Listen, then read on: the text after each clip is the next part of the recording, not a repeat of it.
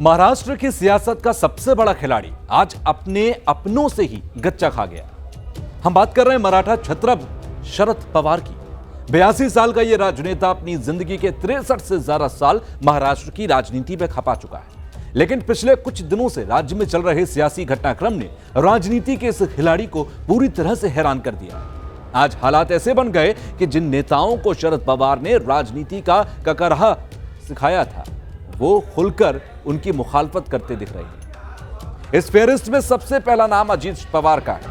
अजीत शरद पवार के भतीजे हैं और काफी लंबे समय से उनकी राजनीतिक विरासत को आगे बढ़ाते रहे हैं। वहीं अजीत की इस मुहिम के साथ शरद के दूसरे करीबी भी आ गए हैं। इनमें प्रफुल्ल पटेल, छगन भुजबल जैसे नेताओं का नाम आता है।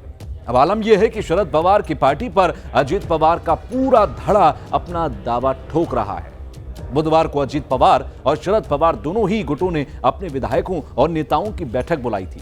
यह एक तरह का शक्ति प्रदर्शन था, जिसमें यह देखा जाना था कि किसके साथ कितने विधायक हैं। आपको बता दें कि वर्तमान में महाराष्ट्र विधानसभा में एनसीपी के 54 विधायक हैं। बुधवार को अजीत पवार की मीटिंग में करीब 35 विधायक पहुंचे। वहीं शरद पवार खेमे की बैठक में 13 विधायकों ने अपनी वफादारी का सबूत दिया। कुछ विधायक ऐसे थे जो दोनों ही गुटों की बैठक में शामिल नहीं हुए। सबसे खास बात यह देखने वाली है कि जो आज देखने को भी मिली कि वो ये है कि दोनों ही तरफ से एक दूसरे पर जमकर हमले हुए। अजीत पवार ने सीधे पवार पर वार कर दिया और कई राज खोल दिए। अजीत ने कहा कि मुझे हर बार विलन बनाया जाता है, जबकि मैंने जो भी राजनीतिक कदम उठाए वो शरद पवार के आदेश पर उठाए। अजीत ने कहा कि आज मैं आपको बताता हूं कि एनसीपी और बीजेपी के नेताओं के बीच कब कब सीक्रेट मीटिंग हुई है।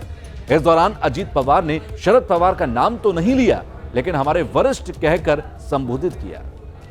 अजीत पवार ने कहा कि 2014 में जब महाराष्ट्र के चुनावी नतीजे आए तो फिर प्रफुल्ल पटेल और शरद पवार की कुछ बात हुई और पार्टी ने जाहिर किया कि हम बीजेपी का बाहर से समर्थन करेंगे। हमें बोला गया था कि वानखेड़े ग्राउंड आओ और शपथ ग्रहण समारोह में शिरकत करो। हमें वहां मोदी जी मिले। उन्होंने मुझसे पूछा कि कैसे हो साहब, कैसे हैं? फिर देवेंद्र फडणवीस की सरकार बनी। अगर सरकार में नहीं जाना था तो हमें शपथ ग्रहण समारोह में क्यों भेजा गया? अजीत ने कहा कि 2017 में कुछ अलग करने का प्रयोग हुआ था। हमें फिर से बोला कि चर्चा करो। हमारी पार्टी की ओर से मैं, जयंत पाटिल और कुछ नेताओं ने देवेंद्र फडणवीस, सुधीर मुनगंटीवार से चर्चा की थी। किसे क्या विभाग या महामंडल मिलेगा, यह सब तय हुआ। फिर हमारे वरिष्ठों ने सुनील तटकरे को दिल्ली बुलाया। दिल्ली में बीजेपी ने बोला कि हम 25 साल से शिवसेना के साथ हैं, हम बीजेपी, एनसीपी और शिवसेना की सरकार बनाएंगे। लेकिन हमारे वरिष्ठ लोगों को यह पसंद नहीं था। उनका कहना था कि शिवसेना सांप्रदायिक है और वहां पर इसे रोक दिया गया। 2019 में हमें फिर बोला गया कि बीजेपी के साथ चर्चा करो। एक बड़े उद्योगपति के घर पर चर्चा हुई थी। हमारे वरिष्ठ वहां मौजूद थे। दूसरे वरिष्ठ नेता प्रफुल्ल पटेल भी वहां थे। वहां पर फिर सभी चीजें तय हो गई। फिर हमें बोला गया कि हमें शिवसेना के साथ जाना है। 2017 में शिवसेना सांप्रदायिक थी, लेकिन 2019 में हम उनके साथ कैसे चले गए?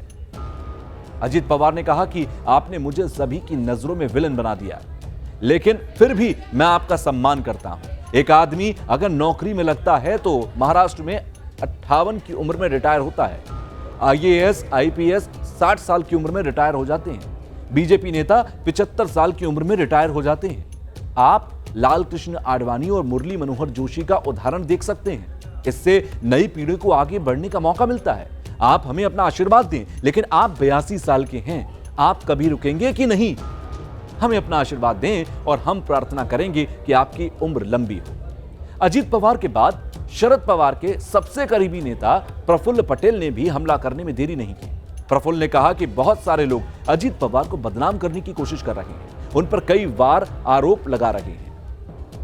2022 में जब शिंदे गुट गुवाहाटी में था, हर विधायक और सांसद शरद पवार साहब के पास गया और उनसे पूछा, उनसे बीजेपी के साथ जाने की अपील की, लेकिन वो तैयार नहीं थे।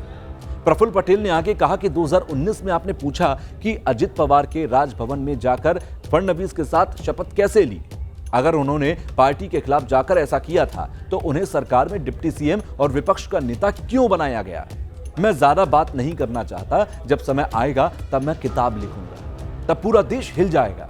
आप सब जानते हैं कि मैं साये की तरह पवार साहब के साथ था, चाहे सही रहा हो या गलत।